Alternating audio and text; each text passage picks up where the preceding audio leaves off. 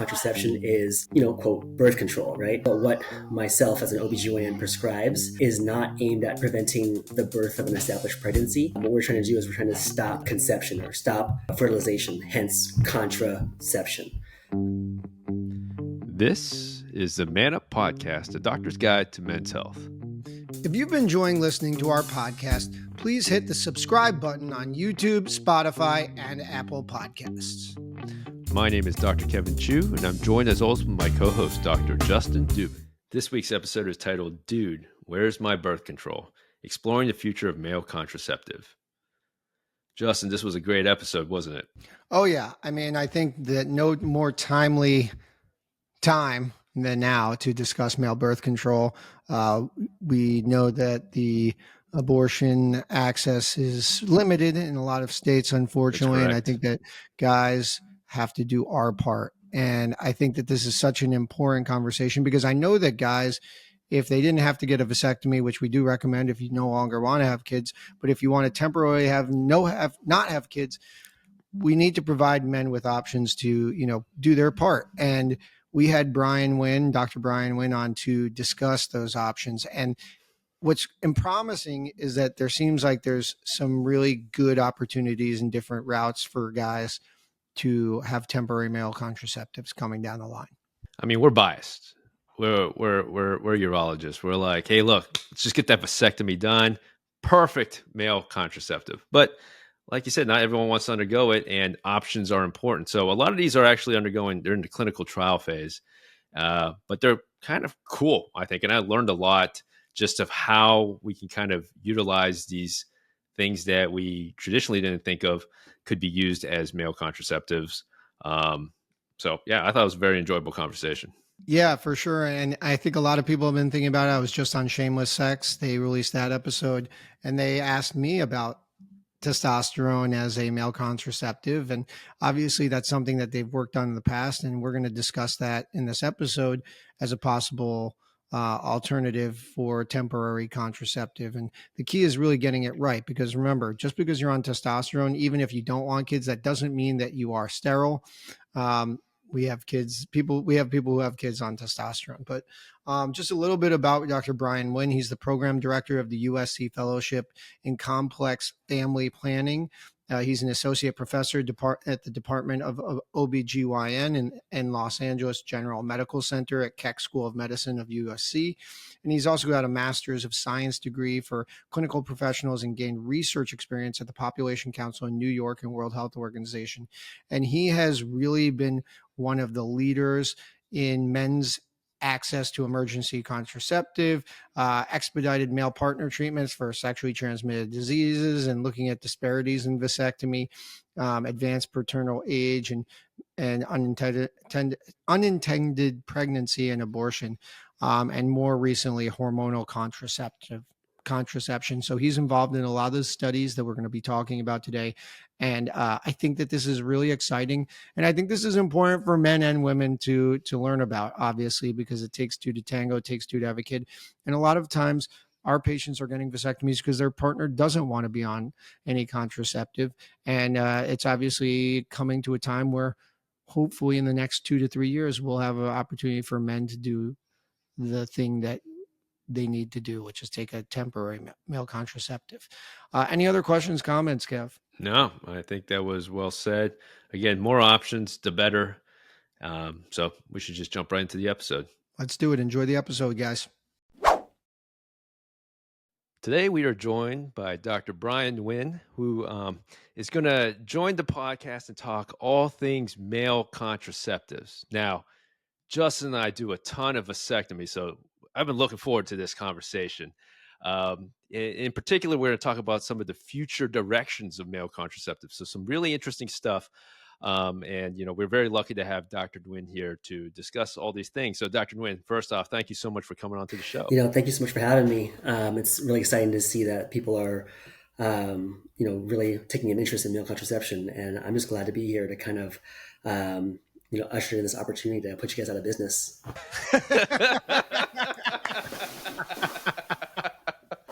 I was waiting for it. We hit it right off the bat. Let's go. All right. So, all right, doctor. Let's talk male contraceptive. Let's start with general definitions for our listeners. What are contraceptives, and what are the male contraceptive options that currently exist? That's a great question, man. I'm glad that you asked that question. What's contraception? It kind of gives me a chance to, step on one of my soapboxes here about the importance of nomenclature. If you want to be simplistic about it, contraception is, quote, birth control, right? But what myself as an OBGYN prescribes is not aimed at preventing the birth of an established pregnancy. What we're trying to do is we're trying to stop conception or stop fertilization, hence contraception. So I don't want folks to, confuse these options with medications that are used to end pregnancies. That's why I want to avoid ever using the term male birth control. I know that gets thrown around a lot. So what we're talking about here is male contraception. So an opportunity for guys to take control of their fertility and prevent conception. That's the goal. You were asking about what are the current male contraceptives that exist that are available for guys. Well, we're looking at vasectomy, like you guys said. That's your business. There's condoms, and then there is withdrawal. All of these methods, as you know, have some of their drawbacks and flaws, but it's what we got. And it seems like, up to about 25% of couples are using these methods, which speaks to the demand for men to be involved at the least. Yeah. So obviously we have a little background noise for people who are can hear that, but we can edit that out actually, I think, because they're different streams. But just as a comment, sorry. Anyway, you mentioned 3 different forms of contraception that we really have for men, pull-out method, vasectomy, and condoms. And obviously there's such a plethora of options for women, but I do want to quickly talk about the withdrawal, AKA pull out method more, because I think that is incredibly highly used. My saying with the pull out method is it works 100% of the time until it doesn't. I would just really like your comments on the pull-out method. Yeah, a lot of healthcare professionals, at least in my field, are unwilling to acknowledge that withdrawal is a true method of contraception. I think that you are very astute in saying that a lot of people use it because a lot of people do. They just don't want to admit it because they kind of understand that there's this stigma around withdrawal, like, oh, you shouldn't do that. But like you said, the truth of the matter is that a lot of people do use it.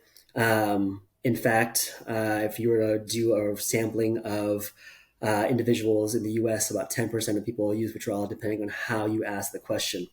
And about 80% of those people will not get pregnant over the course of a year. So if you think about that, Wow. right, it speaks to it being a reasonable method for people to use, so long as you're willing to accept those odds, right? Like, and it's all about framing here, right?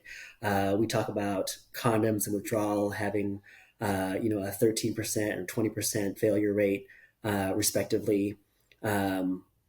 But on the flip side, right, the success rate actually is quite good. 80%, huh? I actually thought it was going to be a little lower than that. I don't know, Justin. What'd you think? I thought it was going to be less successful for that, but I guess, guys, they do know when they're going to come. So, it's one of those things. Most of the time, at least they have an idea when they're going to come and they can pull out way ahead of time. But I think the thing to highlight, though, with the withdrawal method as well as vasectomy is these are not protecting you from STIs or STDs. And, our goal here is when we're talking about contraception is when you defined it is preventing a pregnancy. These, condom obviously is a very good method of barrier where it is preventing STDs as well, or STIs. But, your skin to skin and vasectomy, your fluid to fluid, your mucosa to mucosa and the vasectomy, as well as the pullout method. So, that's something that you also have to realize. The goal when we're talking about contraceptive specifically is fertility. So I just wanted to make that a clear point. Yeah, it's actually a good point. And that's a great point. I'll also add actually that when I talk about male contraception with folks, people will often say, oh, well, your method doesn't necessarily prevent STDs. But you actually don't have that same standard with any female method. There is no female method aside from, female internal condoms, or external condoms rather, that prevent STDs. And so it's almost like this double standard that is created to make it seem as if other male methods that are in the pipeline are going to be inferior to condoms. So it's a double standard, and I do think that the separate uses have to be very distinctly recognized. All right. So let's talk about some potential male contraceptives. Let's start with, male hormonal contraceptives. Before we start discussing the different types being worked up, can you tell us how male hormonal contraceptives work? Yeah, absolutely. So, for those who are kind of uninitiated, your body has something called the pituitary gland in the brain, and that's basically the master controller of your body's hormonal status. So it's always kind of sensing how much testosterone is being produced in the body. And if you were to add testosterone, then your brain or your pituitary gland would send signals down to the testes to stop producing testosterone, and in stopping the production of testosterone, you also will stop, sperm production as well. So that is the most simplistic way of talking about it. In our male contraceptive methods, what we have found is that using testosterone by itself is simply not fast enough and not complete enough in terms of being able to suppress sperm across large populations. And so what we found is that if we add progestins or progesterone analogs, that just makes the signaling a little bit more complete. Okay, so it's pretty damn interesting because Kevin and I have known for a while that one of the things that you're highlighting there is the HPG pathway for fertility, right? And for men, and we give testosterone all the time, and one thing that we are on our soapbox about is that TRT causes infertility, kills sperm, and a lot of guys don't know that. And what's important that we're going to get into here is that it's a balance because we don't want to make people necessarily dependent on TRT, and we're going to talk about that. But this is an interesting pathway that has been explored in the past for fertility, and there's no guarantee. We know that about 65% of men on testosterone replacement therapy alone develop azoospermia, or no sperm in their ejaculate, in about 4 months after starting it. So this is has been a potential, but the problem has always been guaranteeing. And Kevin and I can both say that we've had guys that have been on TRT and have kids, and it's very hard to predict who is going to be sterile. So it is a really exciting pathway that's been kind of explored in the past, but it sounds like we're getting closer to success. And I guess I want to really start with this promising data coming out about this topical gel, which is a combination of this nestrone and testosterone. Can you tell us about how this topical gel works and what the data shows about its success as a male contraceptive? Yeah, so like I was saying before, the ideal hormonal male contraceptive is going to be a combination of a testosterone and some kind of progestin. And in this case, the progestin is nestrone. This combination is applied as a topical gel. It's alcohol-based, applied to the shoulders. People always ask me, oh, why the shoulders, right? Well, the idea is that you want to put it in an area that's easy to reach and unlikely to be transferred to a partner or a child. So the shoulder is the area there. It's a daily application, absorbed into the bloodstream. You expect about 10% transdermal absorption. And then you're going to go through the HPA axis, just like you said, suppressing LH, suppressing FSH. And the idea here is that you are stopping endogenous production of testosterone and you're providing the exogenous testosterone at a physiologic level, trying to avoid super therapeutic levels. And what has been the data showing on this? Yeah, so the trial that we're working on right now is a phase 2b trial. In fact, the trial is actually ending. We're completely done with following our couples. Actually, let me step back real quick. So it's a phase 2b clinical trial, and the outcome that we're looking at is contraceptive efficacy. So this is the real deal. So we have couples, in fact, about 200 couples that have been using the drug for an entire year without any other method of birth control. We are recording how often they have intercourse. And then we were trying to see if they get pregnant. The results are not out yet, therefore I cannot tell you how many pregnancies there are, but we are very encouraged with the results. We did have a press release where we talked about Right. these men, our ability to suppress men's sperm to less than 1 million, pretty consistently. And that was very encouraging. We also, well, yeah, so I can leave it at that. Gotcha. And maybe I missed this and I just want to get it re-highlighted. So what is the main difference between like this and just transdermal, like regular androgel? Is it just the addition of nestrone essentially? Essentially, yeah, it's the addition of testosterone. So again, like if you were to use androgel or any kind of T replacement at a high enough dose, you'd be able to suppress sperm production, right? But would that amount of androgen be super physiologic? In order to do that, it probably would. Is that dangerous? The answer is yes. And so therefore, using a progesterone analog will be the safer way to go. I have another question. When you're doing these studies, is your goal, for example, when we do a vasectomy, less than 100,000 sperm, non-motile sperm is what we say is a successful vasectomy. Is there a number other than 0 that you would consider a safe number for a low sperm count, to be so low that it's potentially not going to be a problem or you're going to be considered sterile? And I don't know if that exists, if there's data, and if we don't know, if the goal is 0, then the goal is 0. I'm just inquiring here. Yeah, no, that's a great question. It's actually a great misconception that I like to dispel. Your average person who thinks about male contraception thinks that you need to be at 0, but the answer is that's not true, right? For any reversible method of contraception, there is no expectation that you're going to be able to prevent 100% of pregnancies, and that applies to all female methods of reversible contraception. And so to expect that hormonal methods are going to bring everyone down to 0 and prevent all pregnancies, that should actually only be a standard that is set for vasectomy, right? Because that's supposed to be a permanent, non-reversible. So in so much as we're willing to accept the standard of as good as a female reversible contraceptive, like an oral contraceptive pill, then it actually might be appropriate to have some sperm. And in this case, what our clinical trials have shown us is that if we maintain a sperm concentration less than 1 million, that provides us with the equivalent of a Pearl index of about 2, which is the equivalent of combined hormonal contraceptives. So as good as a female contraceptive. That's very interesting.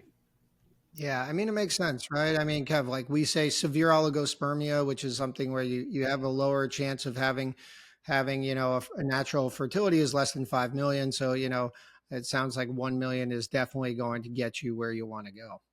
Yeah, I mean, it's very refreshing to talk to urologists who understand this. Because when I talk to, lay folk, no offense, right? They hear 1 million and that just freaks them out. Right. So now you touched on females conventionally, a lot of it is oral contraceptives. So let's talk about male contraceptives that are in the oral form. So what's out there? I know it's really early on in the clinical trial phase, but could you just give our listeners a little kind of brief rundown on, where we kind of stand on that? Totally. When we started doing press releases about the topical gel, I definitely got some reactions from some of our female population asking, oh, how come guys get to have this gel and we get pills with all these side effects? And I'm sure that you guys are aware that when you try to do any kind of oral ingestion of testosterone, you run the risk of hepatotoxicity. And so the research on oral androgens is just a lot farther behind as compared to transdermal methods. So that's why in terms of the oral male contraceptive methods are in the pipeline, we're just a lot further back. So still in phase 1.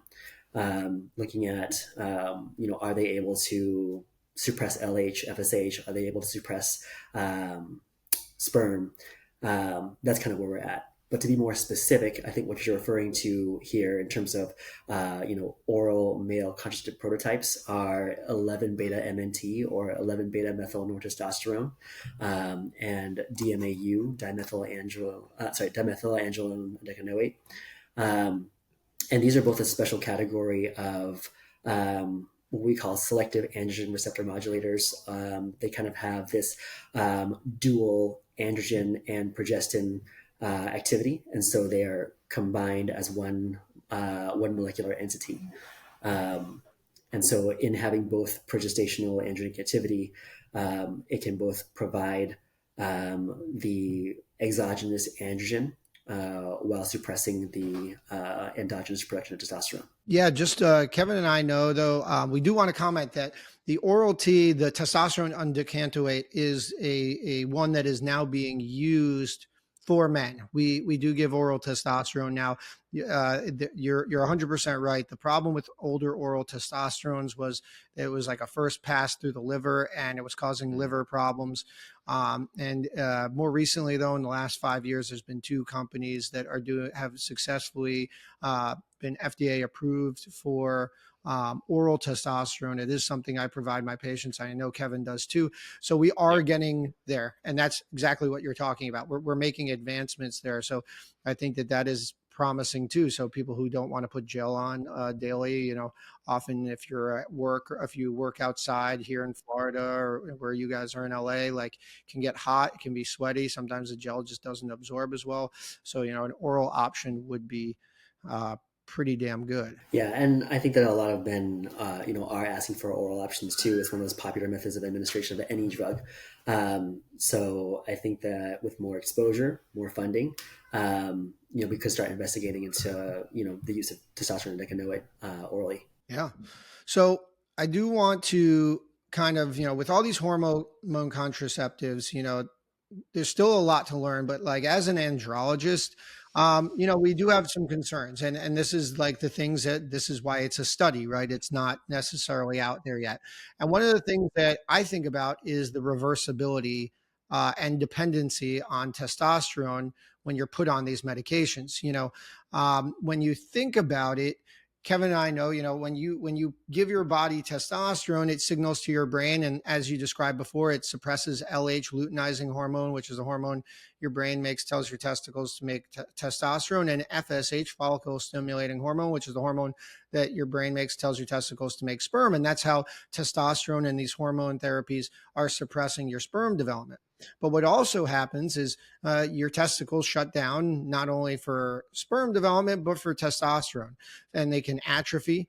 And sometimes it's difficult for guys to recover. And oftentimes we see guys who don't know that they need testosterone.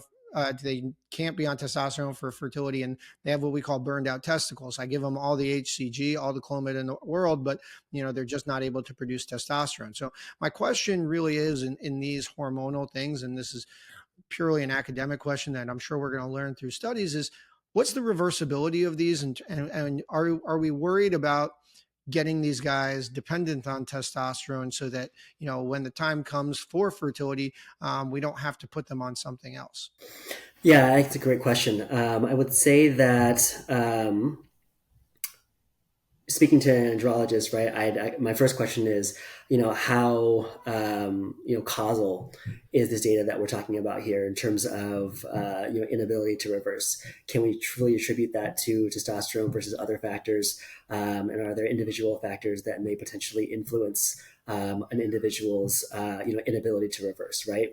We have that with female contraceptives. We have patients who are on oral contraceptives for a long time, and then for some reason they're unable to get pregnant when they come off them 5 years later.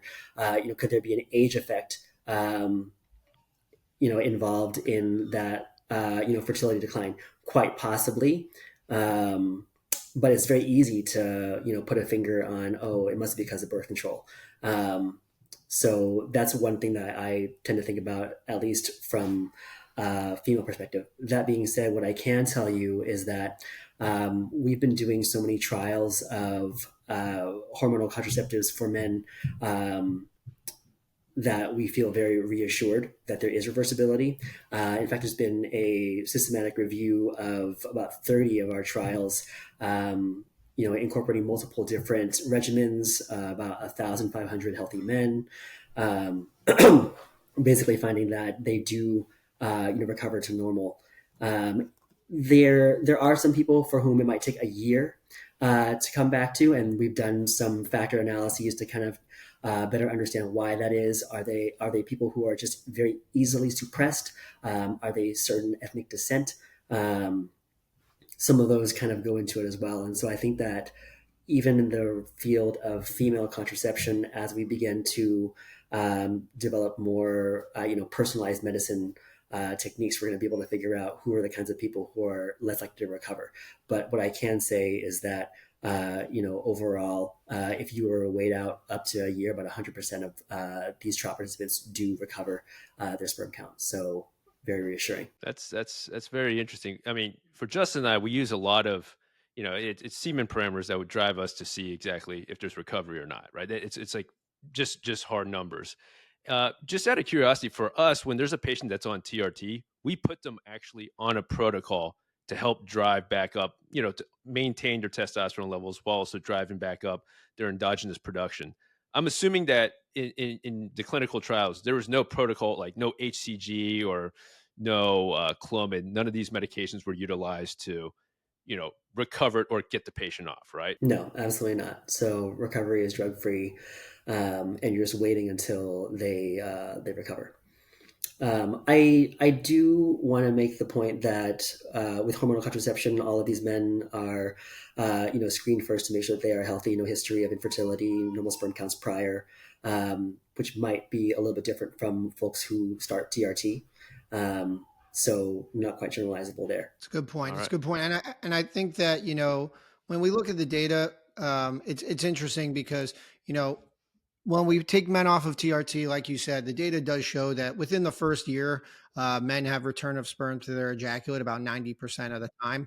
And then after 2 years, it's like 96, 97%. So most of the people do. And I think it's just an interesting thing that has to be highlighted, because if you are someone who wants temporary, contraception through hormones, I think it's not like birth control for women where maybe you hold off, you stop for maybe 1 or 2 months. This might be something where you have to plan a year ahead of time just in case. Uh, it sounds to me, in theory, potentially, which at the end of the day, listen, you don't want to have a kid, you were committed for a while. That's okay. That's not a big deal. I don't think so. That does make me think about another interesting point about male birth control or male contraception, which is the time it takes for sperm to form, right? So you're turning out the factory, you've got zero sperm, and you can't really expect for you to have sperm the day after you stop your method. Right. It's going to take about 60 days or so for you to form mature sperm. And that's something that's very different from what we see with combined hormonal contraceptives for females, whereby you could ovulate in the next cycle. But that's the highlights the importance of options, right? When you talk to the patient, you're able to offer them options, and they know, hey, this is the potential. This is how much time it's going to take to come off, to potentially get, resumption of, sperm production. So again, just considerations. Now, that's hormonal contraceptive. Let's kind of shift over and talk about a non-hormonal male contraceptive that's being explored. It's YCT 529. Now, this is an oral med that has to do with blocking vitamin A.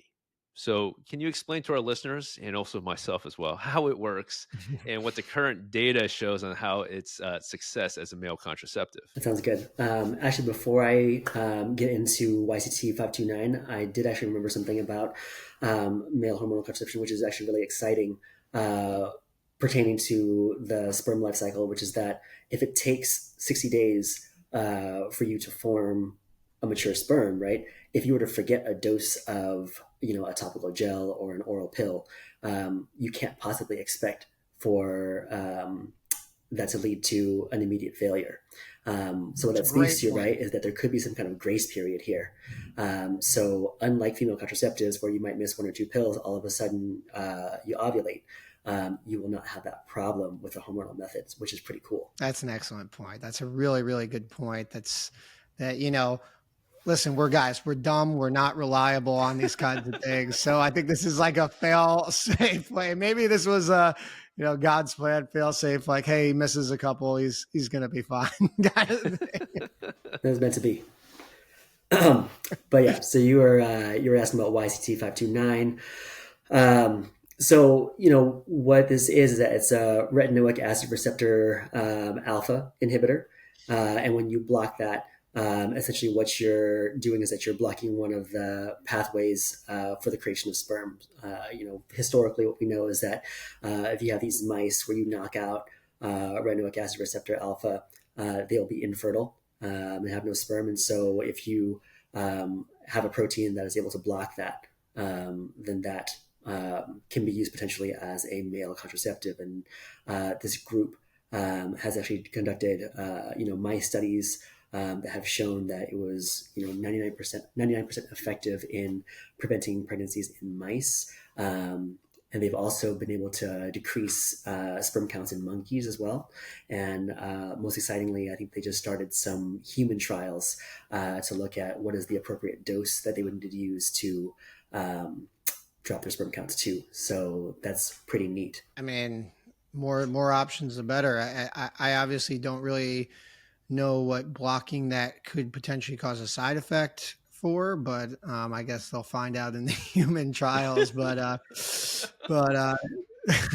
no, but it's definitely a very, very interesting. Now, I know that there is one final option that, I know you said you were trying to get us out of a job here, but this one we may be able to do something with.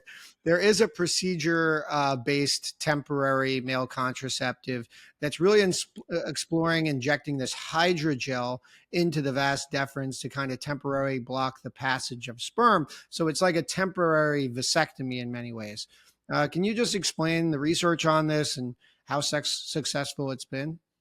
Yeah, I think the product that you're referring to is Atom from Contraline. It's hydrogel that can be injected into the vas deferens. I think that one of the challenges that makes it a little bit different from hormonal male contraception is the need for a procedure.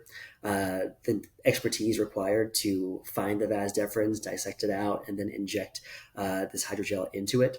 It ultimately acts as a mechanical block for sperm. And what's nice about it is that when you want to reverse it, they can inject a reversal agent to dissolve the hydrogel, which I think is quite nice.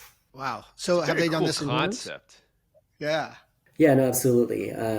So, I mean, they're actually making a lot of progress. I'm very impressed.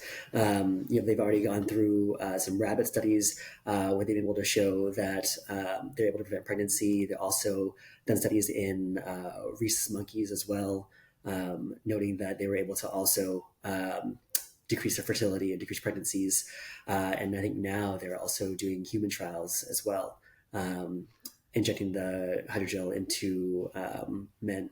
I mean, Justin, that'd be actually two procedures you'd be knocking out of our kind of our bag there: the vasectomy and the vasectomy reversal. That Justin knows. Yeah, you're right. So those two things right on the table. Too, I think. Yeah, damn, man. So I mean, I think that's a great. But we would do these procedures. So we'll get a new procedure. That's true. But no. But I think this is a really interesting one. I actually kind of like this one personally the most, not because I get to do it because I love a good vasectomy. But I think it's just really interesting because of that idea that, it is quite hands off for men in the same way, like an IUD is obviously an IUD can be much more painful, but it's almost like a male IUD where you're just putting something in temporarily. You can inject it and take it out when the time comes. So I think that is a very convenient thing for a lot of guys. And it sounds like foolproof. Obviously, you got to prove that you can reverse it, and it doesn't impact the vas to block anything that becomes a true vasectomy. But there'll be data out before it's performed. But I think it's pretty damn interesting. What do you think, Kev? Yeah, I think it's extremely interesting. And the vasectomy for the longest time has just been this. Not much has changed with it, right? It's a couple of different ways to kind of snip it, but this is pretty cool and innovative stuff to, kind of modernize a lot of these procedures. So that's really cool. All right, Dr. Nguyen, have we missed any male contraceptives or like, potentials coming down the line, or have we kind of like talked about most of them? You talked about most of them, at least all the ones that are, in human trials. Those are the most exciting ones. I will add a couple of other points about, vasogel. I'm also really excited about it too, because my other hat is I'm a chemical demographer. I do work with a lot of national survey databases about, populations, contraceptive use. One of the most interesting things I find is that, rates of regret are probably more common with a vasectomy than they are with tubal ligation. Interesting. And so, that speaks to a potential, market for a reversible vasectomy or this product here. So I think it's really exciting. It's a great point. It's a great point. People don't have to worry about that, where they know that they can do something about it at a later time. Now, out of all of the things that we've discussed today, is there one that you find the most promising? I mean, maybe you're a little we're biased because you are in one, you're working with one of the trials, but but which one would you say you find the most promising out of all these studies? It's actually really interesting. People think that I'm going to be very biased towards hormonal, but actually I'm, pretty equal for across the board. I actually don't really care which one gets approved first, because I know that once one does make it to market, it's going to open up the floodgates, because it's going to help prove that men do want to be involved, men are really interested in this, and it's just going to really jumpstart the diversification of the market. Can I ask you, what motivated you to get into this space? I just find it so interesting, because there's not really anyone else that I've come across, and as a gynecologist too, and they would think that it would be a urologist leading this, but it's not. And what motivated you to really get into this kind of? Yeah, that's really interesting. This takes me back to medical school, because I actually was on the cusp of, applying to urology versus OBGYN. Because ultimately, actually, I was thinking about male contraception even then, prior to residency. And my question was, what would be the road that would help, build out this career the furthest? And when it comes down to it, who is the person who talks about contraception the most and to the most people? And who is in the setting where people are going to really engage in that question of, do I want to have more kids or not? And that's OBGYN. OBGYN is primary care. OBGYN kind of gets you in that headspace. I was worried that I wouldn't have access to male patients by being an OBGYN, but surprise, whenever there's a delivery, there's a male partner there. And he becomes my pro bono patient, who I would then educate about education, do talking about vasectomy, end up referring them to you. So, we're kind of partners here, but that was kind of my pathway in just being able to be in the space. I imagine that you guys are, vasectomists, but, how much are you kind of doing the initial conversations to get someone to think about vasectomy, right? That's kind of my job. And I think that the more I've found guys who want to do something, the more I've been encouraged to engage in this work more. You make a great point, an excellent point. I would tell you, yeah, a lot of my referrals are from OBGYNs, and they're the first ones to carry that conversation where it's like, all right, guys, like, I just delivered your second or third child. Where's the contraceptive? And by the time they usually get to Justin and I, it's like, all right, just talk to me about the procedure. How bad is it going to hurt? That's like the main thing, just how bad is it going to hurt. So that's actually, you're doing awesome stuff and really important stuff to kind of really take, male contraceptives to the next level. And that's awesome. Now, I want to say that probably a lot of guys are listening to this and thinking like, hey, look, I use a condom if I want. I don't need to take any medications. I don't need to do anything. I just got to use that condom or pull out from time to time. That's it. Why do you think it's important for there to be more options for male contraceptives? Yeah. So you're right. There are a lot of methods out there. A man could easily say my partner is already using her method, already on pills. What do I care about this, right? And I think the key uh, misconception in that statement is my partner is using her own method, but does that mean that she is satisfied with her method, or is she tolerating it, right? And I don't think that all male partners are asking that question, right? They're making the assumption that just because she's on it, that she's happy with it. But I've done studies and looked at forecasting of people's dissatisfaction with their methods. And when it comes to combined hormonal contraceptives, over the course of a year, about 40% of individuals are going to say, I'm kind of dissatisfied with this method. And I think the other thing to take into account is that people change their methods of contraception depending upon, where they're at in life. At some point, they want more short acting. At some point, they just want to be on nothing, just to kind of regain control of their bodies. And I think it's at those key moments where a male partner can step in and say, "All right, like it's my turn. I'm going to do my part."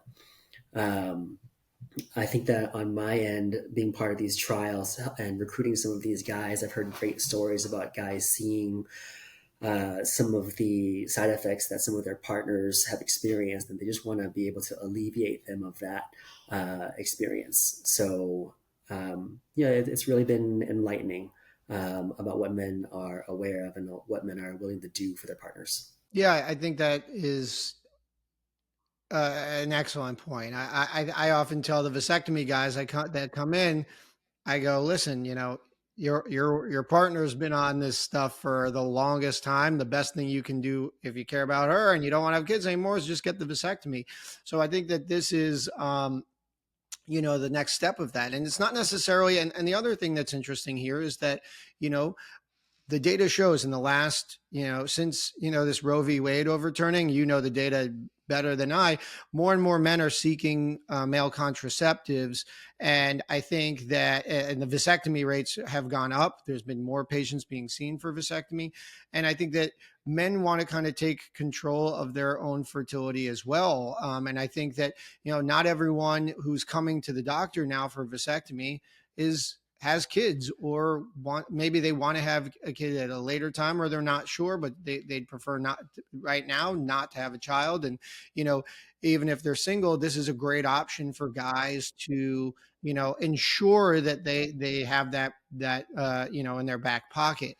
So I think that there's so many reasons for more male contraceptives to be out there, and the more the better, like you said. You get to choose the flavor that works for you, and choose the flavor that works for not only you, sometimes your partner as well. So I think that this is an incredibly important topic, an incredibly important subject, and we're lucky that we have people like you leading the way, as a thought leader, because if not now, when, kind of thing. That's what I'm saying. Thank you very much.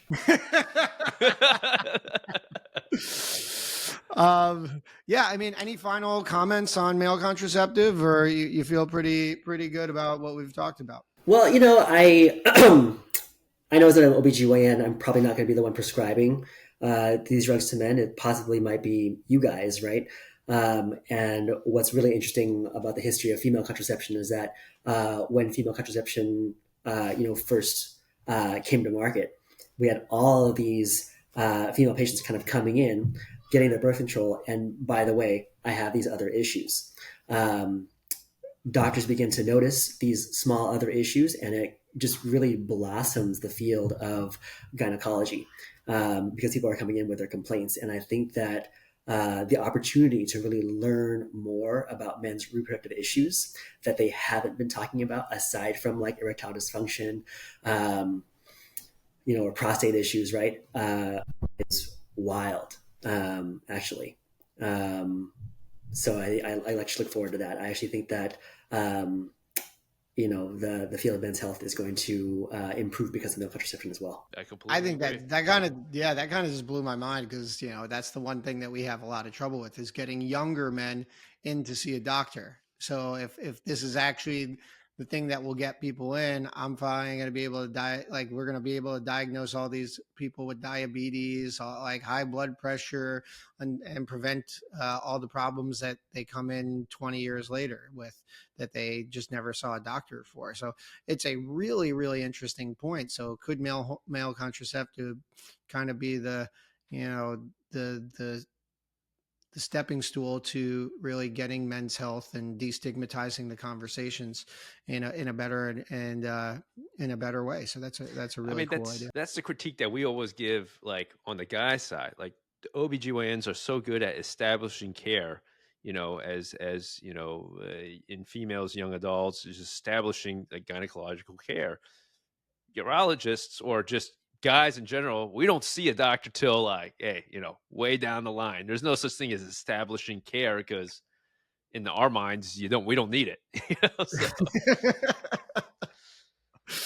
Yeah, dude. Yeah, what's interesting too, I'll say, is that when we do a lot of the screenings for our trials, right, we'll have young men who for the first time get a semen analysis and they find out they're oligospermia, and they would have never known that, right? So I think it's an opportunity to provide early diagnosis, early counseling for individuals who could be at risk. So there's just so much to it. Really is. So thanks again for coming on, Brian.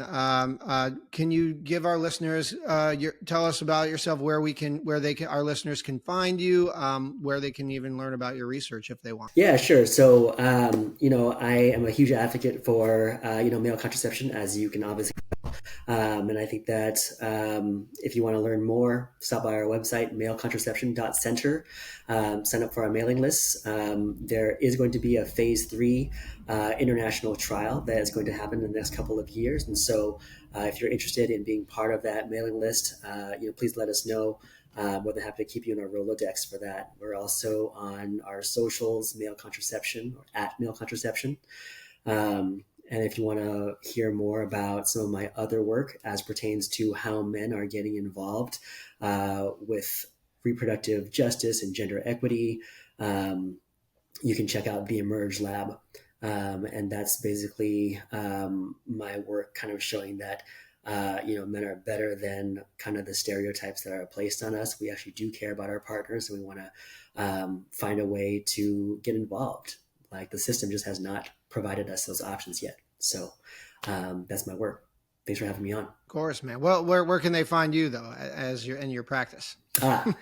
Yeah. So I work at the County Hospital in Los Angeles General Medical Center. So we provide, care for the underinsured and uninsured.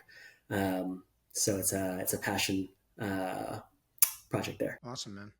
All right. So thanks as everyone as always for listening to the episode. Hopefully we got some new recruits for your study out there.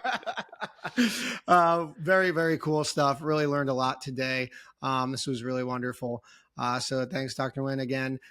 For Kevin and Justin, thanks for listening. As always, you can listen on the pod, on all podcasting platforms, iTunes, Spotify, Amazon Prime. Please subscribe and listen to the YouTube. You can see our beautiful faces there during this conversation. Subscribe and watch there. And then follow up on our socials at the Man Up Pod on TikTok, Instagram, and Twitter and X. So for Kevin, Dr. Nguyen, and I, thanks for listening. Until next time, have a good one.